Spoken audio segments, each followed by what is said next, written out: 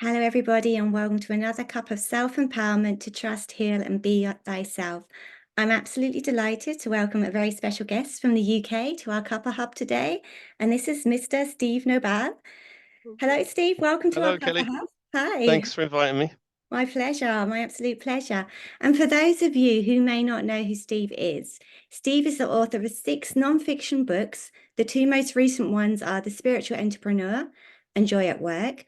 Steve was the director for a not-profit spiritual organization called Alternatives, which was based in St. James's Church in Piccadilly, London, for 13 years. He left on the winter solstice of 2012, and that's when he began his own healing and awakening work. He has created a healing system called the Soul Matrix Healing for Starseeds, and created a library of free resources, including meditations and transmissions to help starseeds, which are freely available on his website and his YouTube channel. These meditations and transmissions are played all over the world, and so far his platform has over 177,000 subscribers. And Steve regularly runs events in the UK and overseas. So hi, Steve. Hello, Kelly. Thanks for inviting me. Oh, so how did you start on this massive journey of like your awakening and moving into this realm of work, vocation? Obviously it must have started with a big trust moment when something Well, happened where I you're think like, I think it okay, started in the birth canal, really. yeah, okay. Coming out in the world. You started trusting yourself in the birth canal. That's Well, interesting. I kind of thought this life seems all right. Okay, my parents, well, okay, they've got the regular challenges that I probably need to get me going. So I was born into this averagely dysfunctional family, you know, and was interested in spirituality as a child. Had no idea the word, but all kinds of alternative stuff, spiritual stuff, sci-fi stuff. Doctor Who was when I first saw Yeah, Doctor Who. Doctor Who. Yeah, I I saw the miss first Doctor Who. episode in 1963 or 4, and I looked at it. I thought, this is amazing. Someone who could travel through time and space. So I saw it right from the beginning. Obviously, it's gone through many transitions since then. It has, And yeah. then as a teenager, I mean, comics was I was this comic fanatic. And Star Trek and all that. But then by the age of about 14 or probably 13, 14, I got the message from my parents, stop all this nonsense, stop this daydreaming stuff, get real. They were very into getting real in their own version. Yeah. So I became normal, got normal job, got married into a kind of normal family, had 2 very normal kids. And then in 1991, it started. My father died, and it just created a trigger point. And then I left the hospital. I remember leaving the hospital thinking there must be more to life than this. And that thought must have triggered something, because the next 6 months I had the most incredible synchronicities. I didn't even know the word was Yeah. synchronicity. And one thing led to another, rapid, super rapid speed. And suddenly I was opened up to this, oh, is the universe magical? Like I thought it was. Maybe it is. No, it can't be. No, maybe it is. That kind of there was this whole Inner debate dialogue going on. yeah, of meeting crystal healers and meeting witches and meeting metaphysical teachers and meeting channels, and then coming back to my 3D family going, oh, yeah, okay. So it was kind of I think there's a very up and down for a lot of people. Yeah. I started on this Awakening the Light Body course from these 2 channels, Orion and Darben, in 1993, I think. And that really catapulted me forward. I mean, my vibration was shifting rapidly, and I think the marriage dissolved because my vibration was going like that, and my ex-wife was going there. So, boom. Yeah. And she did say to me, "You're not the man I married," and I kind of couldn't disagree with her because I had changed. Well, you've She hadn't. evolved. Yeah, Yeah, you've she evolved. hasn't, and Mm. she still. I think she prides, and a lot of people in the 3D world pride themselves of, I'm not changed. I'm the same. And I mean, I've made peace and with I mean, I've got 4 granddaughters now, so we're grandparents, and so we have a kind of grandparenty relationship now, which is kind of friendly and funny. Um, so from the 90s, I went on this rapid exploration, uh, resigned from corporate life in 1997. I kind of hang on for a while, and then I just decided, you know what? I'm just going to trust the universe that it Okay. knows where it's going and it knows where I'm going. So I resigned, having nowhere, not knowing where I was going to go, having a flat which was in negative equity, and Oops. having no savings. And I thought, Very okay, courageous. this is the time to trust, clearly. I think it's my Scorpio North Node in my chart that does these things. It's a bit crazy. So if you've got Scorpio North Node, you know what I'm talking about. If you haven't, then don't do it, you know. Well, I won't do that then. No. So I leapt off the cliff and bounced around a bit and finally landed and started working part-time in this organization, Alternatives, which I'd known for a while. I was a volunteer for it for a while.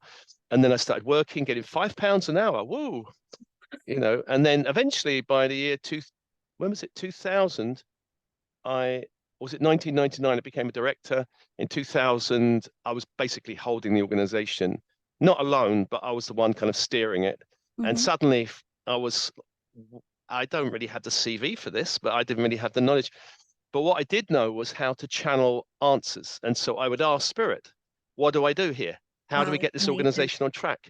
Who do we employ? What? And basically they gave me all the answers, which is how I got through it. And I think my colleagues didn't even understand me, but just said, well, we trust you, which was good that they trusted me.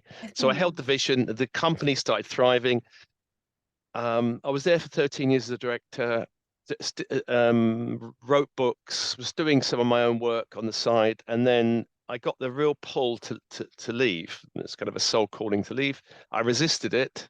I didn't want to leave because, hey, I found this place. It's amazing. I was with my then It not resonated so well with what you oh, believed in as well. it was a great learning ground. That's Yeah. what it was, a fantastic training ground. But I wanted it not to be just a training ground. I wanted it to be my permanent ground.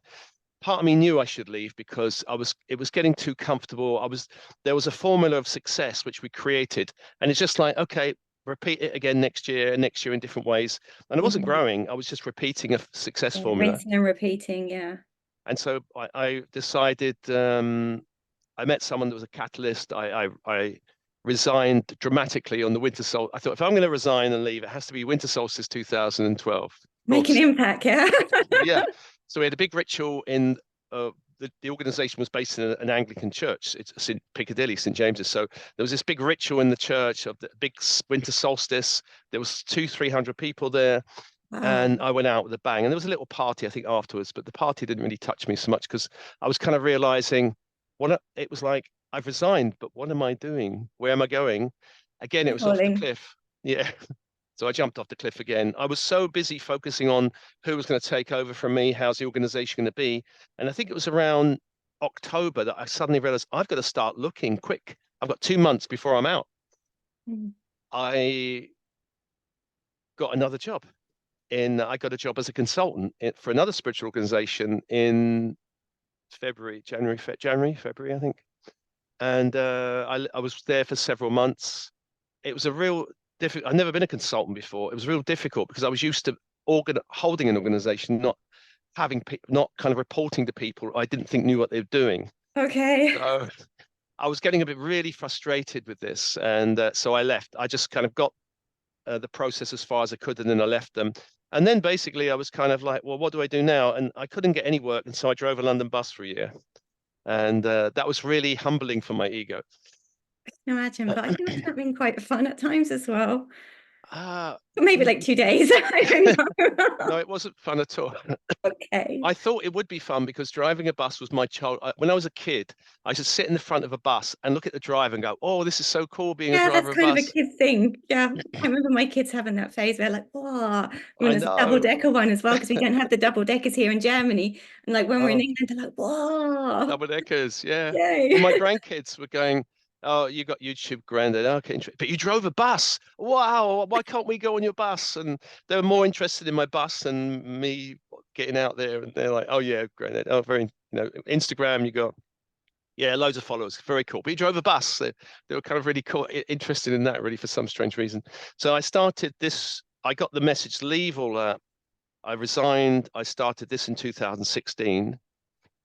And it was like, again, because I woke up one morning and I had a voice saying, teach Starseed's Ascension. And I was like, oh, I didn't really feel I knew enough. I'd done a lot of personal exploration, but what do I know about teaching about Starseeds and Ascension? I said, I don't know. But I meditated. I thought, you know what? I'm just going to say yes because my resisting the path has not been very good so far. So I just said yes. It all started. I started doing workshops. Loads of people came. They're all raving, and I'm like, I'm there sitting thinking, but I don't really know if I know what I'm doing. And then, I mean, by now I've been on the learning curve long enough to kind of have a better idea. But that's how it started. And then I got start transmissions, which I started very weirdly at first, like, well, what is this? I don't know what I'm being given. How did it come through to you then? The first one happened in Greece. I was on a retreat, writing retreat, actually leading a writing retreat, because in my transition, I was started to lead writing retreats. Okay. So I was in leading a writing retreat in Greece. There was a small chapel by the sea that could fit about 8 people. No one was in it. I went in there and sat down and meditated, and then I felt this huge pressure on my head, and I'm like, what is this? And it felt like someone or something was, or some energy was trying to communicate with me, but it felt like a pressure. It took me a couple of weeks maybe to unpack it all and go. And it was my first one was called the Earth Star Goddess. It was one of the Grecian goddesses which wanted to contact me, and I'm like, I'm not.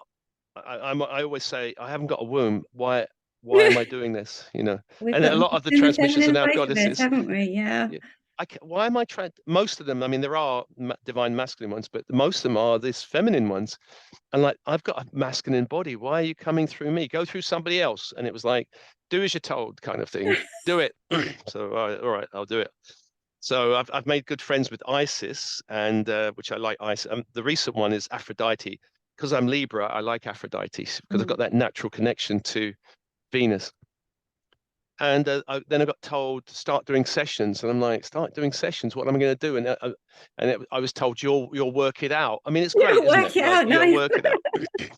It's a bit like you get just trust and find. I want something more specific than that. But Yeah. actually, what's happened over time is I've been given the jigsaw pieces, bit by bit, bit by bit, and gradually I've been able to put them together. They haven't given me the whole thing at once. I've with the transmissions, for example, they've not come in any logical order. They've come a Grecian goddess, a chakra, a star race, and I'm like, they don't make any sense. Why are they coming so illogically? And But then people were the saying, bigger well, picture is they are making sense for somebody out there. They're going to the yeah, people they need to go to exactly at the time that they need to receive them. Yeah. exactly. But now I can see the logic, but it's kind of logic after 7 years or 10 years or whatever I've been doing it. And it's like now they're all connecting and little there's those lot over there, those lot there, there's those lot there. They're forming groups. But at the beginning they didn't. I just had to trust and just go, okay, I'll do it, fine. And it's still coming that way. There's no logical sense. So it might go from a Greek goddess to a star race to something about upgrading the ego to, and I'm just like, okay, I'll just flow with it. And it's creating this whole library of resources, which is ultimately the aim of it. Oh, exactly. You know, as an author, you know, you're creating your own library. This time you're doing it online though, which is amazing. Which was my dream. Years ago, I thought if I was ever a multi-millionaire, what would I do? And my dream was I'd create a library of spiritual resources for spiritual people. But I had the idea of some big place in London. I had this vision, dream, fantasy kind of Yeah, thing. but it's even bigger place now. It's in the cosmos, you know. It's in the cosmos and everyone in the world. It's like, wow, it's even better than I could have imagined. I mean, I would have liked a nice cafe in it. That was the kind of Maybe that's to come. Maybe you're gonna have like a little sweet spot cafe somewhere where you're gonna go and cosmic cafe. So yeah. that's how it all started, and I'm on the journey now, and it's still, I'm just following. I started a YouTube membership channel, which was last year, but I remember, but I don't know how am I going to differentiate between free and stuff which is not free. It's all a bit confusing, but I've just got, I'm just going to do it and see. And now, Do you just like say, okay, help me, and it comes through, yeah, basically? now I'm getting the distinctions. Now I know, okay, this is how you do that, and that's how you do that. But at the beginning, I was like, I'm confused. And maybe people saw I'm a bit confused by looking at it, but now it's getting a bit better. Now I'm getting clearer bit by bit. But I think for me, my attitude is do it and you'll find out, Yeah, rather than plan it and then it will roll and out it's coming perfectly. from your heart as well. And that comes very much through in your work. It's all very from the heart. So Thank you, thank you. that's very inviting as well for many people, I feel. Oh. Well, I So think in obviously this, you're going Mhm. on this journey. Okay, so all this stuff, you're trusting. But surely through all the trusting process, like elements where you had to like work on healing yourself obviously came up, surely. Oh, it's continuous. Yeah. We know It's not that's stopped. continuous. No, You no, it probably doesn't know. It stop. It never stops stops. when we move on, basically. I mean, the focus changes. I mean, for many years I worked on inner child and inner adolescent, all of stuff, because I had a very difficult adolescent, I thought. So I had to heal a lot of that. It's, I'm not saying it's 100% healed.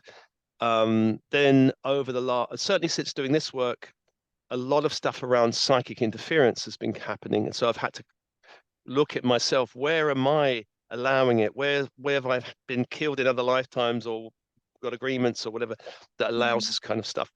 Yeah. Um, And for someone and who's not really understanding what psychic interference is, how would you explain that to them? um, well, a psychic interference would be if I was saying to a very 3D person, uh, let's talk about energy. And I say, have you ever been in a room where you walk in the room and the atmosphere is tense, or you even sense there's a bit of anger in the room, but you don't know why because nobody's saying Kind of cut anything, the atmosphere with a knife kind of thing. that kind of thing. And a lot of Feeling. even 3D people can understand that. Yeah. So there's energy, and there's an energy between you and another person that can be, you're chatting with someone, it can be harmonious or it can be tense and Mm. fraught. They're not saying anything, but you can feel Mm. underneath, and Yeah, underlying lives. Yeah. some people are super sensitive, some people are less sensitive, but there's still, even the densest person can feel a vibe, usually, that there's a vibe in the atmosphere. Mm. Psychic interference comes when it's almost like stepping into a room with a vibe, but you haven't stepped into the room. But there's a Yeah. vibe impacting you. And Okay. it's like, well, I'm in my home. Hmm. There's something shifted now. What is it? Where's it coming from? And so I've had to be a bit of a detective because, for example, if someone's projecting extreme anger or venom or whatever towards you and you're sensitive, you're going to feel like, oh, what's that? So you're picking up basically on their thought patterns, aren't you? You're picking up on their Thoughts and energy. emotional Yeah. projections. Yeah. Hmm. There's that. But there's also, so there's when someone's really angry with you or resents you or is disappointed in you or projects anything or even projects the idea like a parent might project onto a child, you're hopeless, you'll never amount to anything. That kind of projection is an interference of a kind, you know. And Mm. so the more sensitive you get, the more you have to neutralize those interferences from the environment so you can be yourself and go, this is me. And because a lot of people are like, what's me and what's them? Am I angry or am I picking up anger from them? So it's kind of a process of getting clearer on this is mine and that's not mine type of Okay. thing. Yeah. But beyond interference, there's attack, which is also what I've experienced. And a lot of people may not experience this, but certainly public figures like myself, once you start getting a bit more public, you get a little bit more of kind of attention from beings on the lower astral plane that you might not want. And Okay. so, and it's about learning healthy psychic protection without fear, because fear itself opens a door, you know, Yeah. to And I stuff. think that's something what you actually do learn is that, if you do let that fear grow inside, you are literally open the gateways for it to come in. Yeah. Yeah. Fear opens a door. Guilt is another one that opens a door. Really? Yeah, guilt opens the door, big Okay. door. And shame opens the door. They're probably the three kind of emotional culprits for opening doors. Hmm. Another more practical, but there are other doors which you can open, which is addiction. Hmm. Any addiction that someone has opens a door. Smoking, alcohol, drugs, they're all doors to different types of energies Yeah. that, so I lived in a spiritual community for 5 years, and one of the friends of mine who meditated daily, Buddhist, said, "Oh, but one day said to me, I'm a bit addicted to porn." And I'm like, "You meditate daily and you're addicted to porn. That's a doorway of kind of toxic." And he was like, "What?" You know, I said, "How can you open the door to like the Buddhist teachings and that door at the same time?" He was a bit shocked by what I said. Nobody told him that in the same way. But there are all these kind of doors that open. They're different energies, and they're all very addictive energies. This is why addicts find it hard to stop, because once they open the door, there are energies that say more, more, more. We want you to do more of this. Hmm. And once they close the door, there's still entities around that kind of what might go through another person to say, "Hey, go and get Bob to have another drink." And there's all Okay. this kind of it's very Yeah. weird that can go on. So this is a much stronger form of interference that can go on. Okay. And this is what a lot of people on the awakening process are learning to navigate, because once you start opening to there's all the light and the higher beings and angels and ascended guides and all of these kind of beings, and it's wonderful. But we also have to be aware there are beings who are not so enlightened that are kind of going, oh, we want some of that light. Let's come and interfere with him. Okay. Yeah. It's true though, because I imagine right at the beginning of my journey, I was thinking, oh no, I think I remember saying to you at one point that, oh, I was a bit naive about the whole thing, thinking, "Ah, what's gonna come and get me? It's kind of that. He's just like, okay, I'm in the Akash, I'm connecting with the angelic, so I'm doing all this energy healing, I'm clearing my chakras, I'm aligning myself, I'm pretty good. And then obviously, as you're saying, you're picking up the more you're in tune with yourself, the more you're clearing yourself out, you're opening yourself up, and that's making more attention come towards you. Well, Yeah. the other thing is we're also triggering, because the deeper we go into the unconscious with light, we're triggering other lifetime stuff. Yes. And that's coming up quicker, I feel now. I think that's coming up a lot quicker than it was a few years back. Oh yeah, and a lot of people. So, for example, the most common problem I see is people, starseeds, or light workers, who want to come out of the spiritual closet, maybe start a business, or maybe do something, or maybe have light language, and they're terrified of coming out. And you almost all of those cases are trauma from other lifetimes, where they've been killed, Mm. excommunicated, banished, imprisoned, tortured for coming out and speaking their truth or doing something. And we've gone through, if you look at the last 1,000 years on the planet, spirituality hasn't really flourished. It's been really under a lot of attack, persecution. Every religion has persecuted people who are the mystics. Yeah. Christianity's done it, Islam's done it. I think Judaism would throw out their mystics. So all of the major religions have thrown out their mystics. Even I think probably Buddhism, which has become highly ritualized. Anyone who's really connected to the source of the teachings may not be well liked in those environments. I remember meeting someone who was following a guru in some island. The guru had his own island, so it was a super Oh, wealthy kind of. he was super guru, yeah. And then one day, this guy woke up, and it's kind of, I woke up, I've got the teachings, I understand. This is Mm. amazing. So what happened was the followers took him to the guru. Okay. And what do you think happened? The guru threw him out. Hmm. There's only room for one master guru here, out. So he got thrown out. And that's what happens. It's not like, oh, you've woken up. The light is with you. Let me embrace you. No, usually not. It's you're rejected and thrown out often. Although I Christ do, was rejected. yeah, although now I feel it's more going into a community where people are taking people as they are and embracing and getting like, oh my God, I recognize, do you like that too? And there's more of that, oh my God, I see you. Yeah. It's Well, the more conventional than it world used to be, rejects, definitely. but not the Starseed family. So there are enough Mhm. people waking up. Yeah. And so when you meet someone, like we're having a chat, and you're not going, "Oh, Steve, get away! What are you talking about?" Which, like my ex-family might be going, "What?" When I have dinner engagements, my ex-wife's brother is very good at going, "What's all this Starseed thing?" Then in that Oh, kind I of can tone. imagine that. I can imagine that so much. It's really bizarre. It's that Actually, it was kind a of big that turning generation point thing with as well. him. I can, yeah. I've had a year or so of him going, "What's all this?" Because he's following me, and I think he's the only one I think has taken any interest in reading it and going, "What's all this about?" All the He's others are going, curious "Oh then. God." But actually, what happened? His daughter had an issue, and I helped her through the issue. And him and his wife were watching me talking to his daughter, and afterwards he came up and said, "Wow, that was really amazing what you did for her." And I think they've changed now.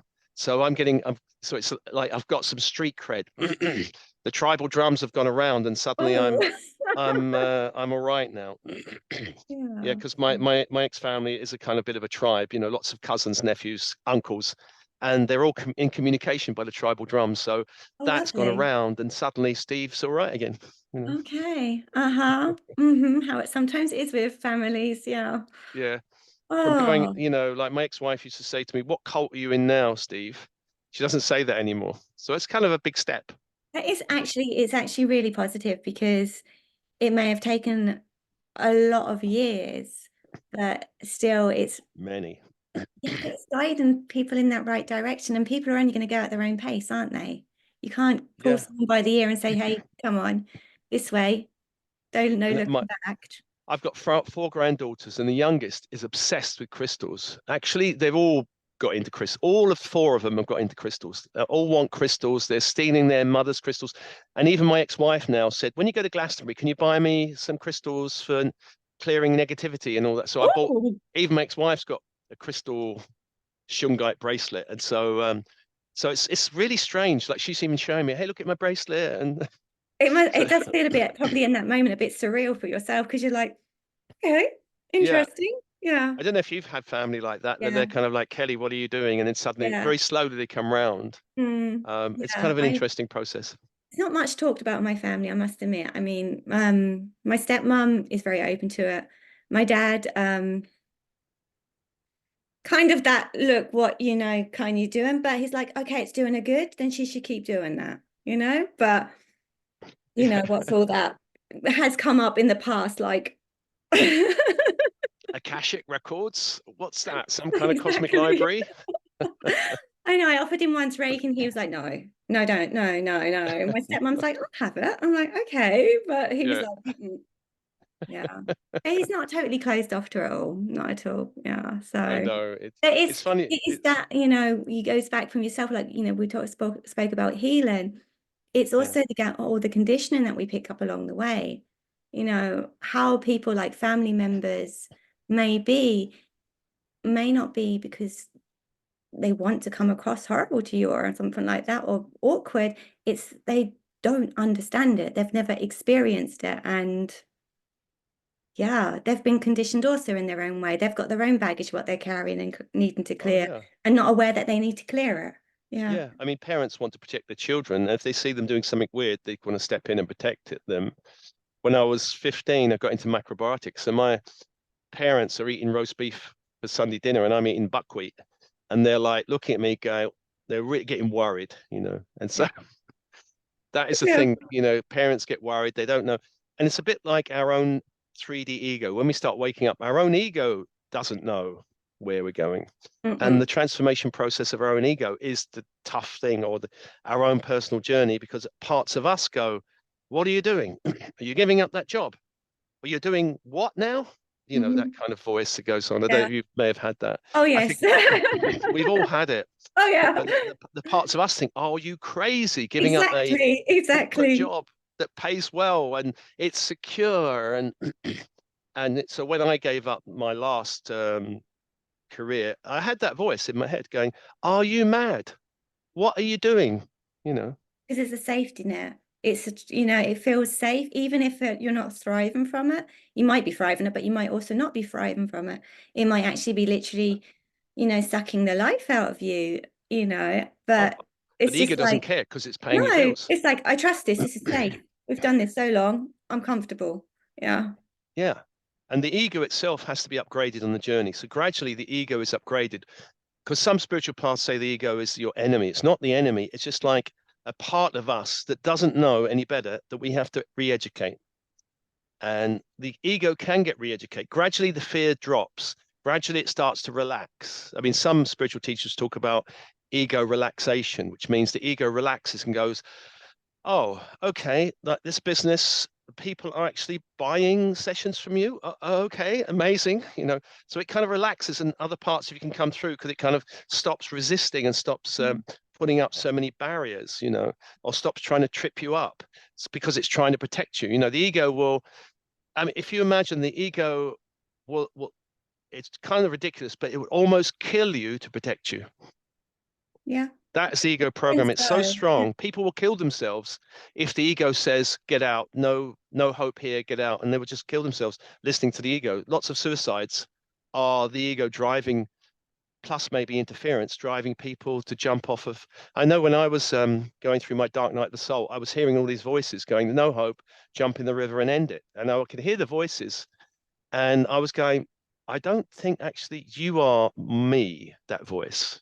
I think you are another voice, and if you've ever gone into a mental institution where people are talking to themselves, they're Mhm. not actually, a lot of them aren't just talking to themselves. They are talking to, so it's a combination of their own ego, but also other Interesting. beings. So yeah, there is and this is, a lot of people struggle with this borderline of mental health. I've met many of struggle because there's ego voices and there are other voices they may be opening to, which may be not of their highest good. Mm. So I've met lots of clients and I go, there's a voice. Where's the voice? What kind of, is that your voice? No, don't think so. They might be a woman and the voice is masculine. Okay, Okay. let me talk to the voice. And I talk to the voice. Why are you Wow. here? And the voice will say, I'm here to punish her. I can't, she did something another lifetime. I'm going to stop her. And the person listening to this goes, I never knew that. And it's like a revelation that this voice is actually trying to block them. Well, Awareness is very curative, or another common one is, I'm here to protect this person from harm. How? Well, I'm going to block them to protect them. That's another very common one. mhm. So punish them because they did something, or block them, protect them, is another very common one. There are other ones which these voices come in. And as soon as the person's aware, it usually makes a big shift because then the voice has less power over them, Yeah. you know. So You're we all found got out voices and we're basically. not crazy, we've all got voices. We've all got voices. Yeah. We do all have voices. We want the nice, sweet voices like the higher self, which is very gentle, or the guides, which is very reassuring. Yeah. Some people don't know the difference between higher self and guides and the others, the Mm. ego voices and the other kind of voices. The ego voices and the other voices are always fearful, demanding, authoritarian, pushy. You must do it now, that kind of Yeah. thing. Whereas the higher self is, kind of more open, relaxing. It's okay, just go that way. And it's more reassuring, like a loving parent, where this is like a tyrannical parent. So you got to know the difference. Loving People know the parent, difference tyrannical with that. parent. Yeah. That's a good Yeah, way of putting it. Oh my yeah. goodness. Oh, so you basically the moment for you, your big moment where you said, okay, this is who I'm going to be. This is what I'm going to do is basically 2012, then when you stepped out from away from. 2012, then I kind of went into this dark night of the soul, which lasted 6 years, which was when I had Six all these voices. years. Oh yeah, I had six, which I drove a bus. It was really difficult because it was like all of the lights switched off. I was seeing lots of interference, lots of darkness around daily. It was like, and I thought That must have maybe, been exhausting. oh, it was extreme. It was extreme. I couldn't meditate anymore. I had no guidance. My intuition was switched off. Mm. And I was in crisis really. And like, I'm in a crisis. And the very time I need my guidance, intuition, it's gone.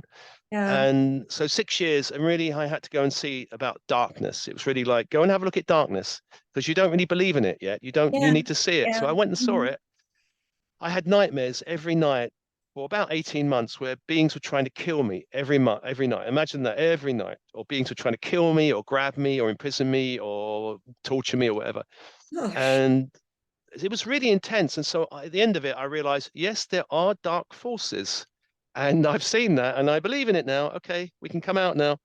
So Yeah, this. I'm going to start believing quicker 2016, because I don't want them to come and visit me that way. it was, well, I help a lot of people clear dark forces and I needed that experience, even though it was the horrible experience. It was a bit like Hogwarts, Mm. the dark arts class, Yeah.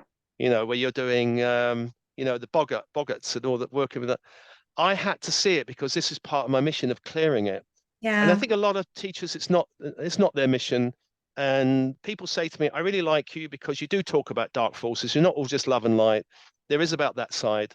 And I think we're in this world where there's two forces. There's the light and there's dark forces which are not aligned with the light, and it's actually fighting against the light, doesn't want the light. Hmm. And I've had that experience, and so I help people clear that side and open to that side, you know.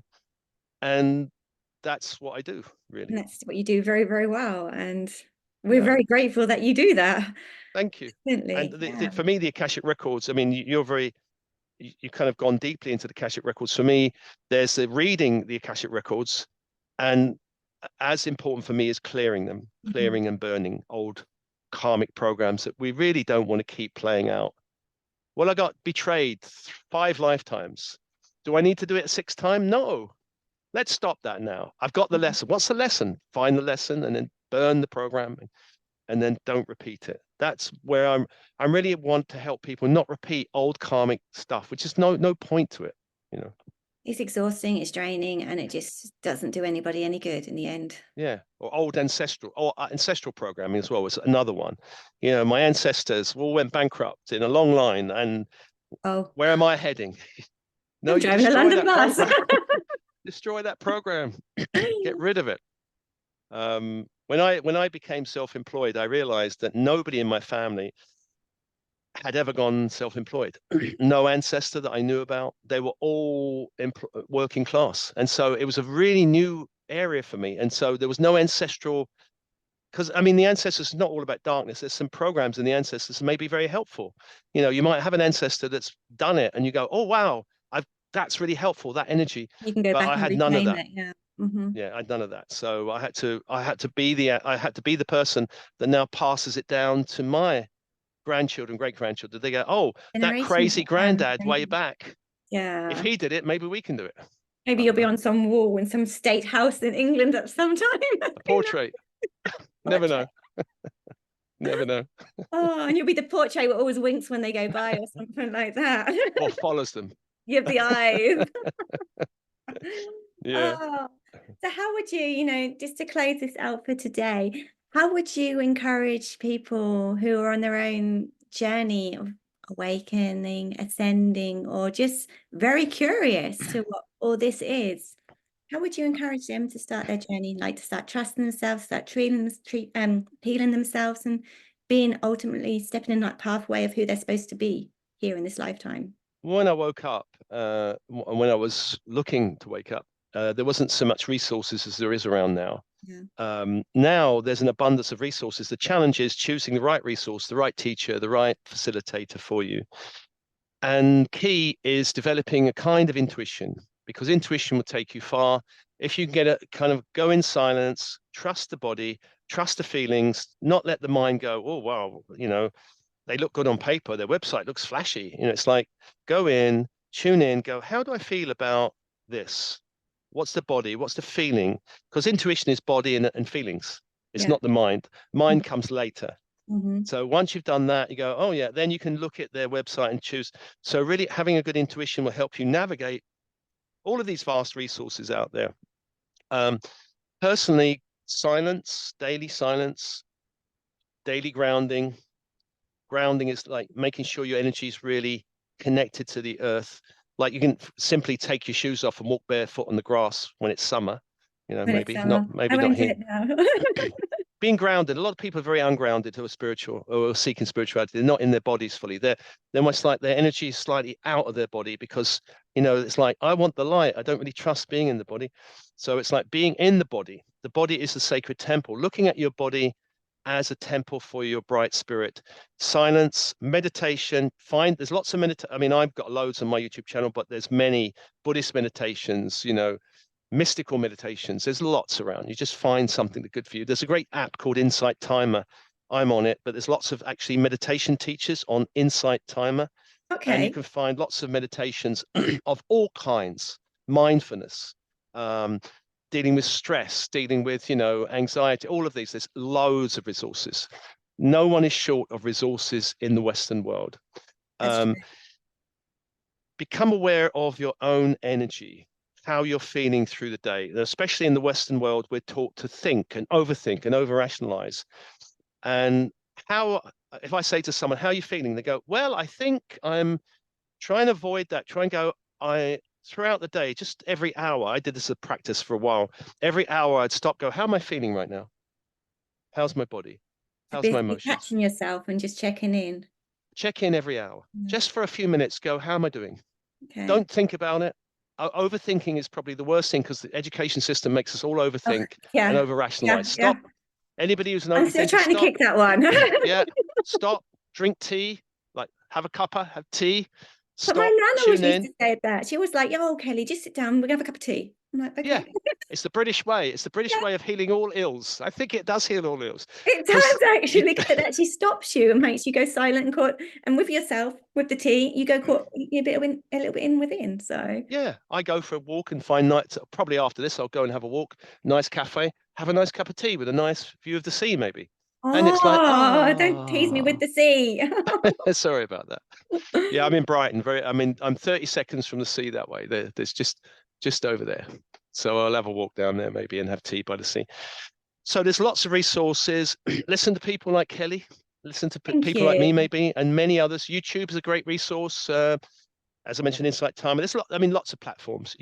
If you're on Instagram, you're going to find lots of spiritual. Just type in #spiritual, and you'll find millions coming up. The Gosh. challenge is now, who do I choose? It's not like where do I find them? There's so much around. And the last thing I would say is, if you are waking up, the important thing is support.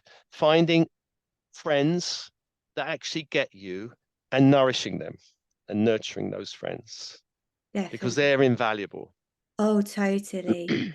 And sometimes even those friends might not actually say that they're spiritual. They might be, I'm not spiritual, but Yeah. deep down there's like their higher self is talking to your higher self and they are doing you so much good and you're nourishing each other. Yeah, and they love you, Yeah. and they And they want the best for ground you. you as well. Because if you're someone to tend to go up, up a lot, you have like someone who takes you exactly as you are and may not be officially walking that path. They're a great anchor for you. They Yeah, really are. I yeah, find. that's what you need. Find a support network, and you'll need them for the whole journey. Some of them will stay for years, a lifetime maybe, And some you know, disappear on the way. Yeah, because you only have a and few stations you need to walk with them. Yeah. and that's all right. Some will come and go, but some will be there forever. And then, yeah, nourish them and cherish them. Oh, that's beautiful. I'm going to leave it on that because that's just so lovely. Thank you so much, Steve, for your time today. Thank you for all this amazing wisdom and, speaking your truth and sharing your story with us, because it's a big story and it's basically you've shown it all facets of the journey and they're not all rosy and No, sparkly all no, the time. no, they can be challenging, but yeah, but beautiful and magical and challenging at times. Yeah. Definitely. Oh, well, thank you so much. And to everyone who's been watching today, thank you for taking the time and joining us today for this cuppa. And we look forward to seeing you again very, very soon. You take care. Bye bye.